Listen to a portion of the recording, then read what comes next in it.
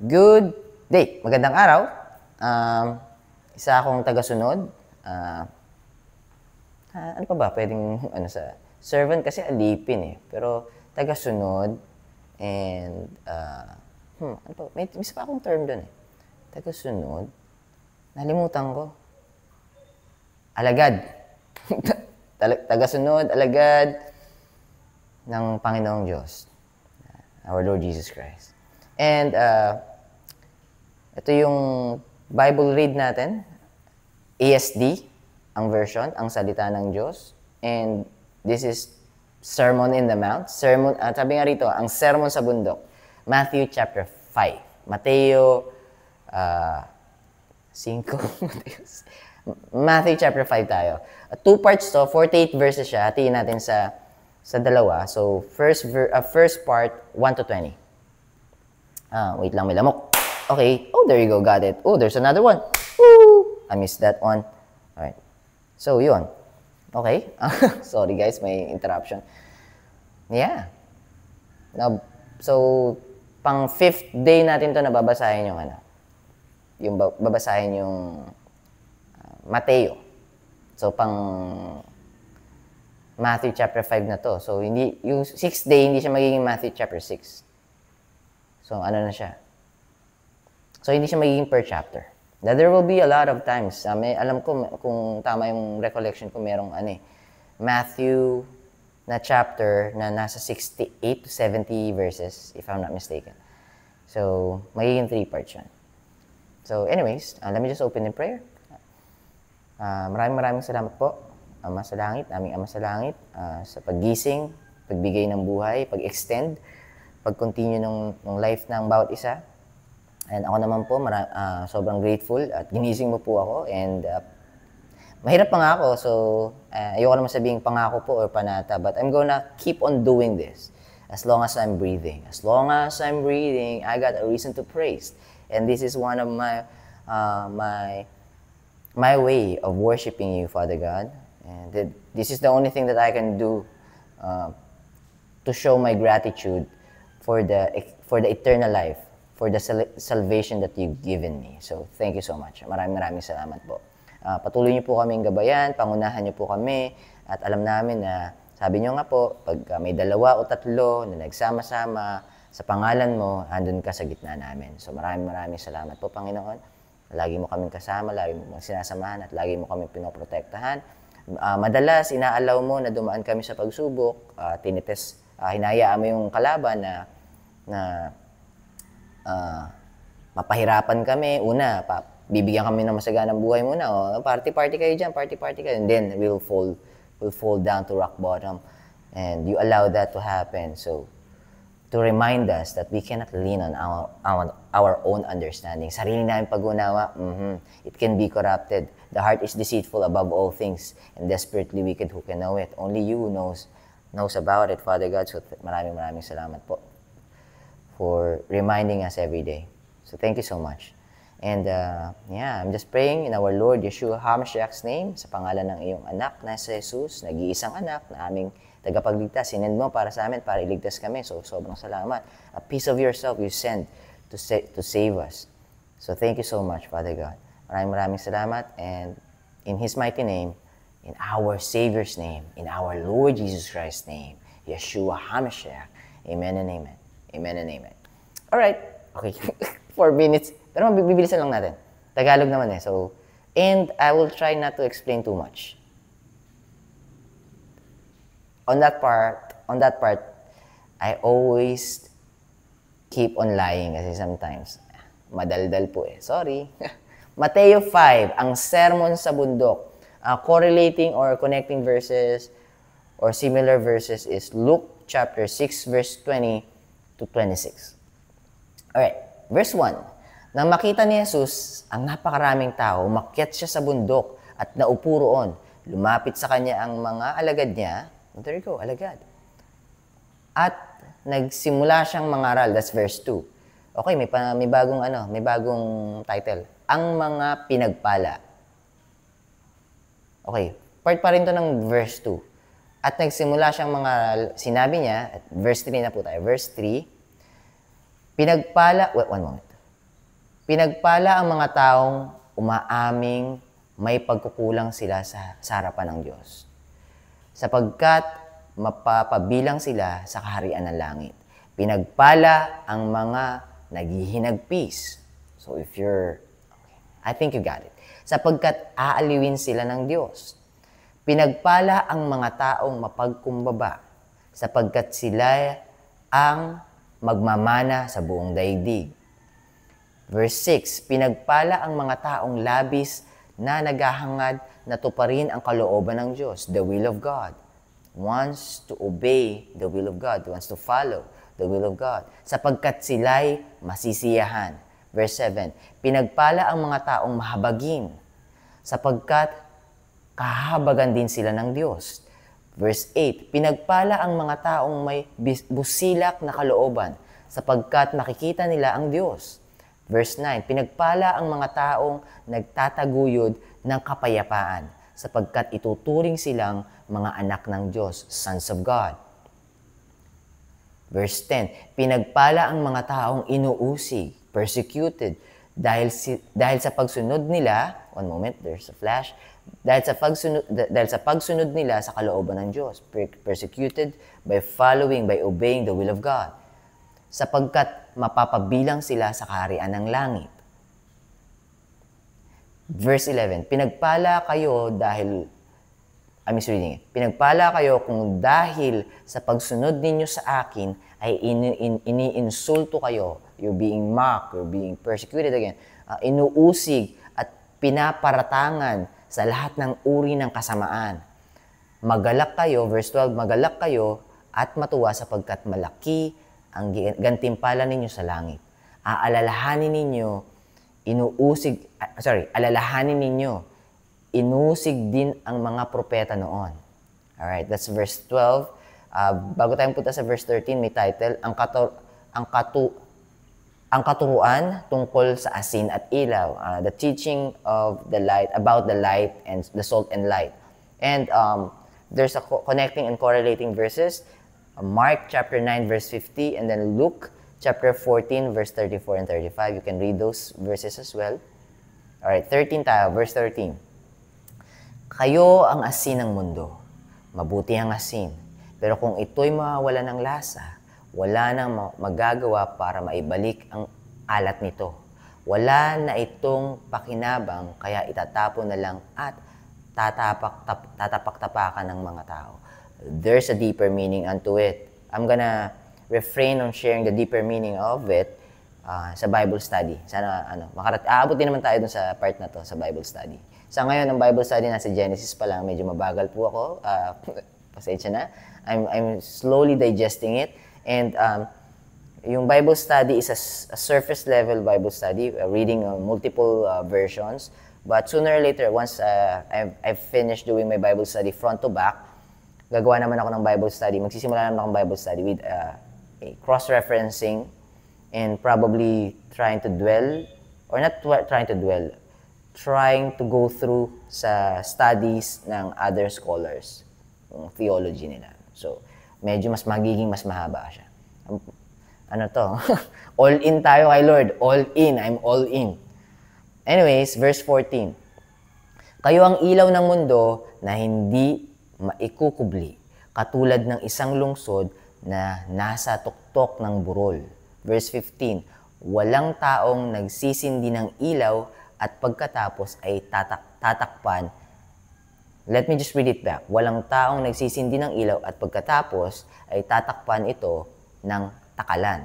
Sa halip, inilalagay ang ilaw sa patungan para magbigay liwanag sa lahat ng nasa bahay. 16. Gayon din naman, pagliwanagin ninyo ang inyong ilaw upang makita ito ng lahat. Sa gayon, masaksihan nila ang inyong mga mabubuting gawa at luluwalhatiin nila ang inyong amang nasa langit. Alright. Another title here, si Jesus ang kaganapan ng kautusan. The fulfillment of the law. He didn't come to, what's the verse?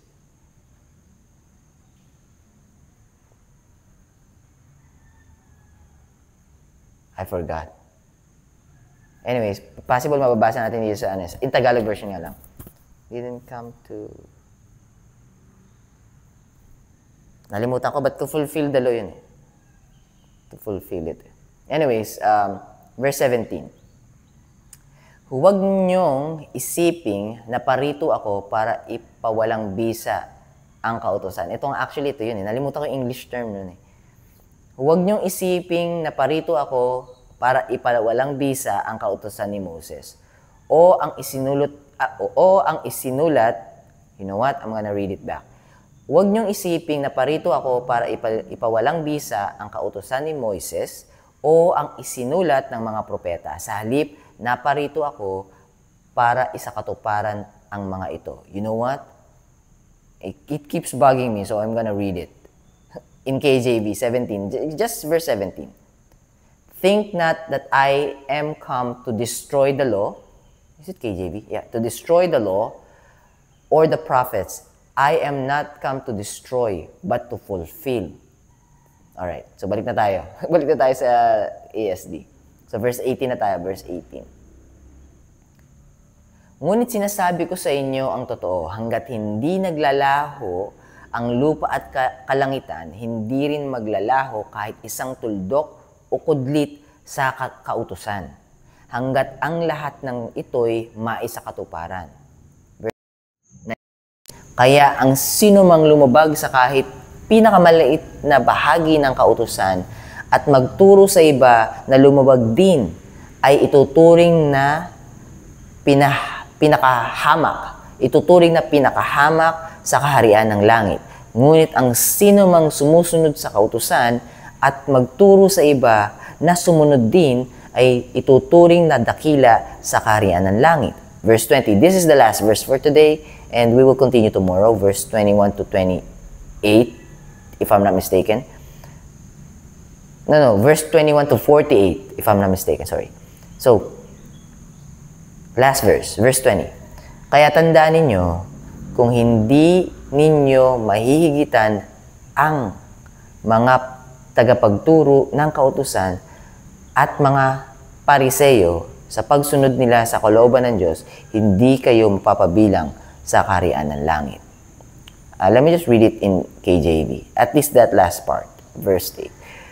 For I say unto you that except your righteousness shall exceed the righteousness of the scribes and Pharisees, ye shall in no case enter into the kingdom of heaven. This is actually deep. The reason why I've read it, 13 minutes, may deeper meaning yun. It has a deeper meaning. It has a deeper meaning. It has a deeper meaning. So let me just highlight this first. Let me just highlight this. There you go. Let me just read it back. Kaya tandaan ninyo kung hindi nyo mahihigitan ang mga tagapagturo ng kautusan at mga pariseyo. If you cannot exceed the self-righteousness of the Pharisees. I'm paraphrasing. Having read the Bible front to back, you'll be able to get the deeper meaning of this, the revelation of this verse.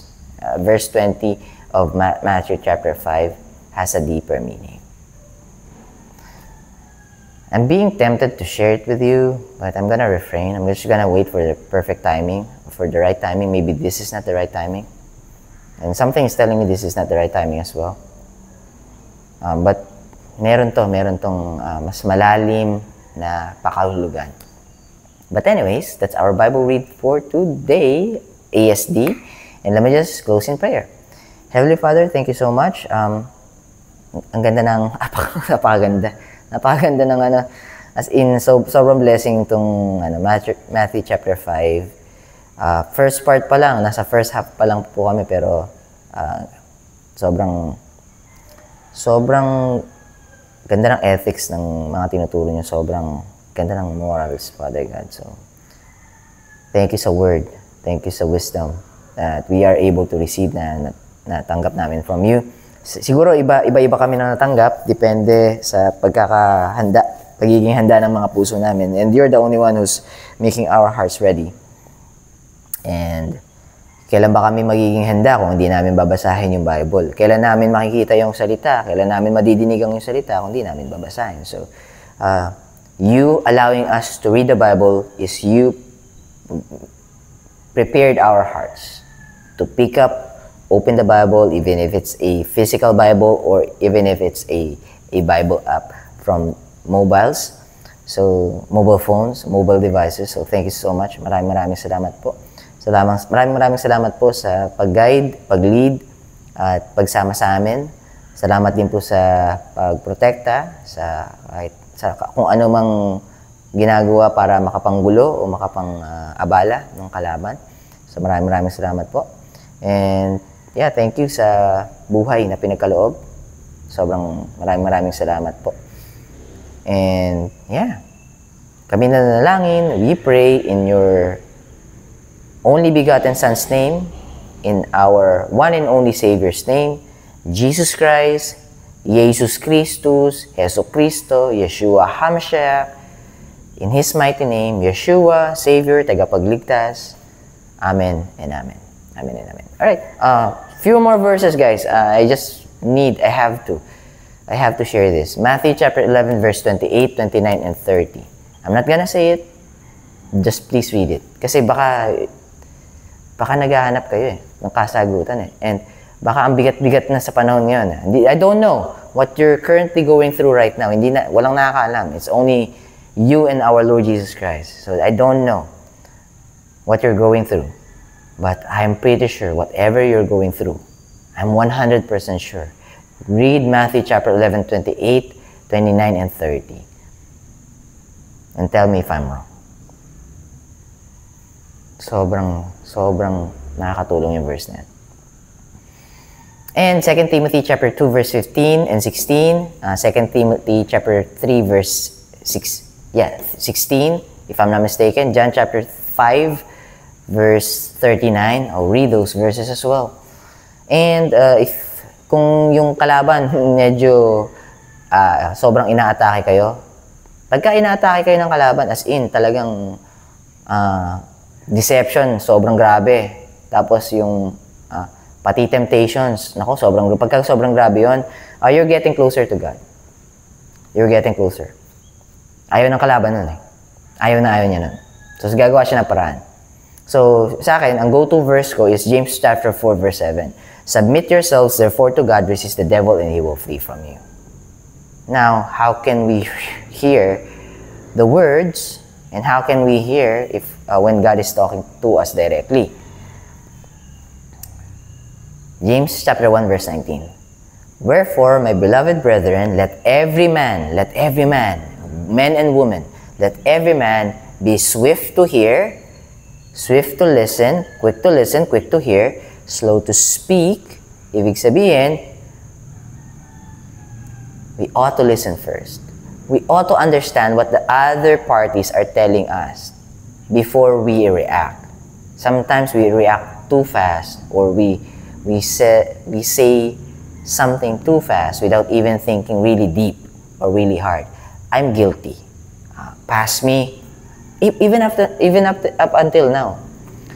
Sometimes yung pagka narinig ko, for example, di ko naman alam yung pinaka-context, or di ko pa nagigets yung pinaka-context niya or saan siya nanggagaling. Pagka hindi in line sa kung paano ako mag-isip, or for example, parang feeling ko hindi align sa scriptures yun. Nagre-react agad ako And I'm guilty of it. So that's the reason why I'm sharing it to you, because I'm reminding myself as well. Be swift to hear, quick to listen, slow to speak, slow to wrath, slow to anger. Good thing na lang, si Holy Spirit lagi akong kino-convict. Mali ka doon, JB. Alright, you're alone now. You're with me. Alright.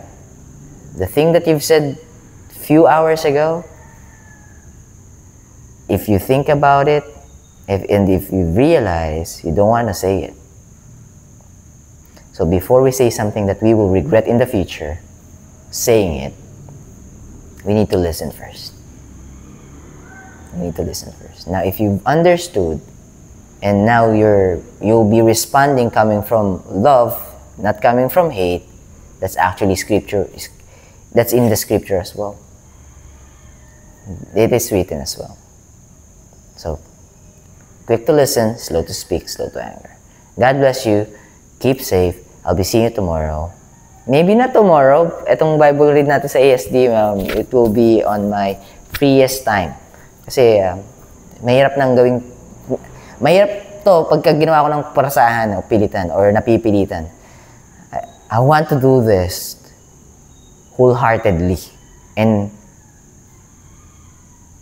full honesty without lying. So if you've seen me doing this, I love to do this. If you don't see me do this on a day, ibig sabihin, nagpo-procrastinate ako nun. Malamang. Anyways, see you tomorrow. See you on the next Bible read ng Tagalog ASD. Bye!